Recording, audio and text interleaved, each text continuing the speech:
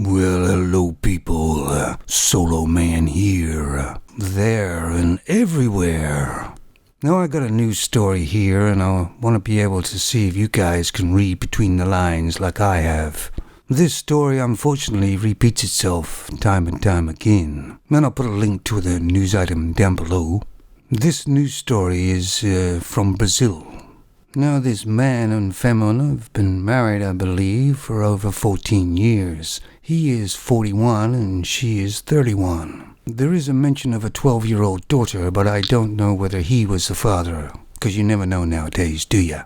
But the femon finished the relationship after 14 years. 14 years is a long time to be together, at least in my book. But the scenario always plays out with these femons. The guy is a great guy, until the femon wants to finish it, and it was the femon who wanted to finish it here. And then she says he was always assaulting her, and he even threatened her with a knife once. So in 14 years he was always assaulting her and that. Can you believe that? I don't. Surprised they didn't put in controlling man. But in the breakup it's always the man's fault, as you know, and things can turn sour when they're starting to finish, can't it? But unfortunately the man didn't take it very well, and he got a sledgehammer and he killed his wife. Then he jumped off a bridge, and he unfortunately didn't survive either.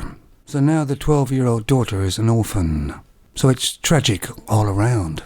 But you know, during my life I've seen many things about femons breaking up with men. And what it usually is always, the femon has found somebody new. I rarely saw a femon break up in a marriage or in a long-term relationship without her having another man to go to. In fact, I never saw it. Basically, the femon used a man for that many years, or however many years it was, and now she's got somebody new. He's not needed anymore. And a lot of men can't understand how the femon can be so cold, but they can be. I'm not saying that's what happened here, of course. I don't know, and we'll never know. But just think about it in the guy's perspective. For 14 years, he was the guy. He thought he was in a loving sort of relationship. Sure, there was probably arguments, there always is, but it couldn't have been that bad, because it lasted 14 years. And then he finds out he's out, and realizes he's wasted the 14 years of his life. And if there was another man in the picture, and I'm sorry to say there usually always is, she'd want him to disappear. She didn't need him anymore. She wanted him away.